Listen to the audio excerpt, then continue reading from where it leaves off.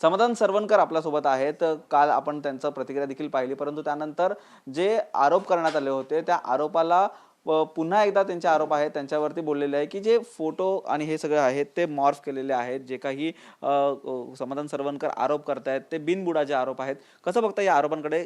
काल तेंडुलकरांनी देखील ही पहिली गोष्ट मी परत एकदा सांगतो की भाजप परिवार यांनी आमच्या निवडणुकीत खूप चांगल्या प्रकारे काम केलं आणि भाजपचे काही जुने पदाधिकारी होते किंवा इकडे स्थानिक पदाधिकारी होती, यांनी चांगल्या प्रकारे ह्या निवडणुकीत खूप चांगलं काम केलेलं आणि आमच्या सोबत होते.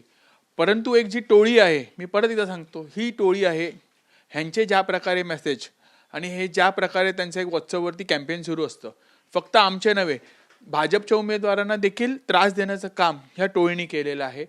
आणि आज जे काही मॉर्फिंग आणि ह्या सगळ्या गोष्टी बोलत आहेत, आज त्याच्यात भाजपचं नाव नाही. आपण परत एकदा बघा त्या चॅटमध्ये एक वैयक्तिक काही लोकांची नावं आहेत.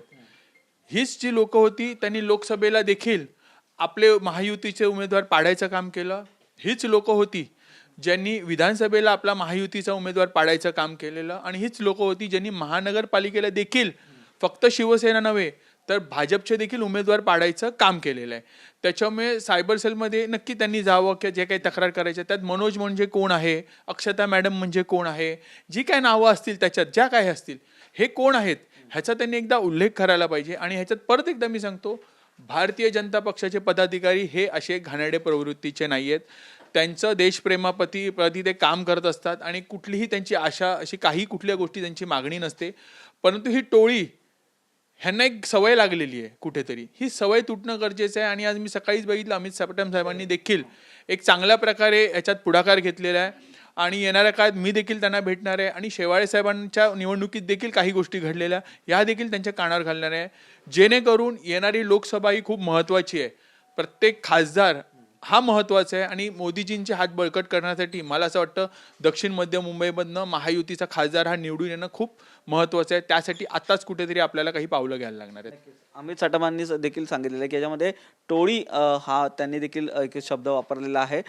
नक्की त्यांना देखील हे अभिप्रेत होतं का अशा पद्धतीचं हे प्रकरण होईल आणि त्या संदर्भात तुम्ही अमित साटमांशी काय नक्की बोलणार? नाही, अमित साटम साहेब खूप मोठे नेते आहेत, त्याच्यामुळे त्यांना पूर्ण मुंबईकडे लक्ष द्यायचं असतो. ह्या वॉर्ड लेवलवरती मला असं वाटत नाही की यावेळेला त्यांच्याकडे जावं किंवा त्यांना त्याचा त्रास द्यावा किंवा कुठल्याही गोष्टी कराव्या म्हणून आम्ही त्यावेळेला काही सांगितलं नाही. पण ठीक आहे, या गोष्टी आम्हाला उशिरा कळल्या आणि आम्हाला भारतीय जनता पक्षाच्या स्थानिक कार्यकर्त्यांकडनं ह्या गोष्टी कळलेल्या आहेत.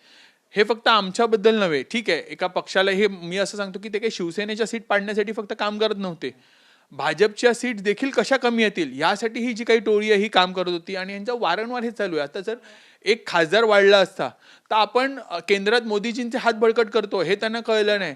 कुठेतरी आपसात फक्त ह्या सीट पाडून आमचं वर्चस्व कसं होईल यासाठी ही टोळी काम करत असते. कोणासाठी मग काम करते? तुम्ही बोलताय भाजपासाठी नाही काम करत आहे, ना शिवसेनेसाठी काम करत आहे, ना महायुतीसाठी. नक्की मग ही टोळी आहे कोणासाठी काम करते? ही टोळी आपण बघितलं असेल, ही फक्त एक कुठेतरी काहीतरी त्यांचे व्यवहार होत असतात आणि समोरच्या व्यक्तीला किंवा समोरच्या पक्षाला कसा फायदा होईल त्या गोष्टीचा यासाठी ही काम करत असते. आणि मला असं वाटतं की ही गोष्ट कुठेतरी आता थांबवणं गरजेचं आहे, कारण की भारतीय जनता पक्षाकडे खरंच खूप माहीम विधानसभेमध्ये चांगले कार्यकर्ते आहेत जे कुठेतरी आता पक्षापासून थोडेसे लांब झालेले आहेत. मला असं वाटतं की अनेक कार्यकर्ते आहेत आज ह्या विधानसभेमध्ये त्यांच्या नगरसेविका देखील निवडून आले आहेत. शीतल गंभीर ह्या देखील खूप ॲक्टिव्ह आहेत. सचिन शिंदेसारखे कार्यकर्ते आहेत. त्यानंतर तिकडे आंबेकर आहेत, त्यांना देखील आज घरी बसवलेलं आहे.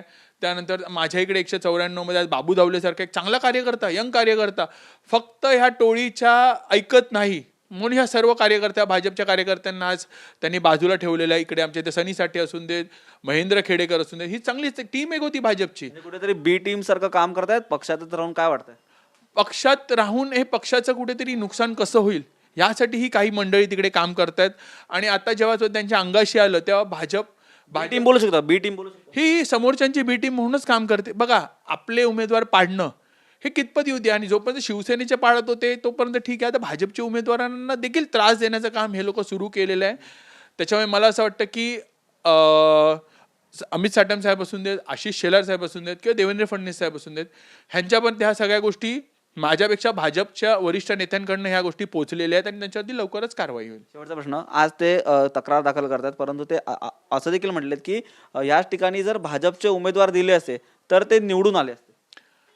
मला असं वाटतं ह्याच्यातच सर्व उत्तर, आपलं सर्व प्रश्नात उत्तर देखील लपलेलं आहे की त्यांचं म्हणणं काय होतं आणि त्यांनी का विरोधात काम केलं हे ह्याच्यातनं दिसून येतं. मला असं वाटतं की त्यांच्या मनातच, बघा बाकीच्या पदाधिकाऱ्यांनी कोणीच टाकलं नाही, काही वरिष्ठ 1 ते 2 पदाधिकाऱ्यांनाच ही मिरची का झोंबली आणि त्यांनी असं का टाकलेलं.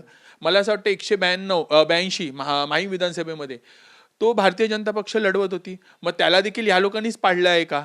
किंवा बाकीचे जे काही उमेदवार उभे होते त्यांना देखील पाडण्याचं काम, तुम्ही जर एवढेच वरचढ होतात तर मग महायुतीसाठी काम करायचं होतं आणि ह्या सीट जिंकून आणायच्या होत्या. आपण का नाही जिंकून आणल्यात?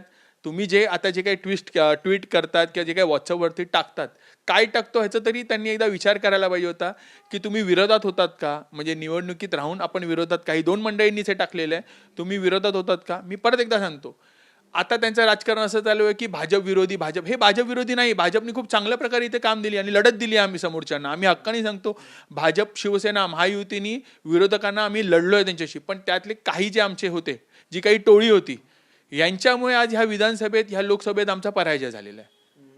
ते बोलतात की आज तक्रार करणार आहे, तुमच्याकडे देखील पुरावे तयार आहेत?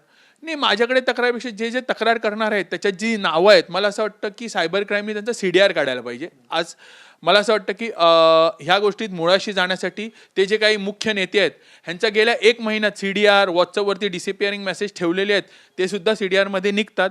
या सर्व जे काही चॅट्स आहेत आणि त्यांचे जे काही 191चे ग्रुप्स आहेत, या ग्रुपमध्ये सुद्धा जी काही चॅटिंग झालेली, ह्याच्या आधीची चॅटिंग झालेली, या सर्वाचा रेकॉर्ड हे सायबर क्राईमनीच काढून मला असं वाटतं ते द्यायला पाहिजेत. मी वाट बघतो त्यांनी ज्या दिवशी त्या 1-2 पदाधिकारी आहेत ते जेव्हा तक्रार करतील, आम्ही देखील पत्र काढतोय की ज्यांनी तक्रार केली आहे त्यांची CDR चेक करावा आणि ही चॅट आणि त्यातली जी नावं आहेत ह्यांचे देखील CDR काढावा आपण.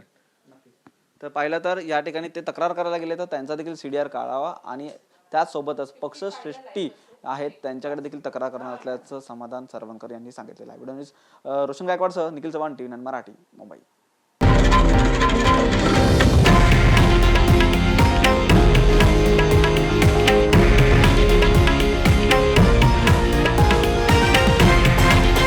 हे आहे देशातील नंबर 1 न्यूज नेटवर्क आणि आपण पाहत आहात TV9 मराठी, एकमेव.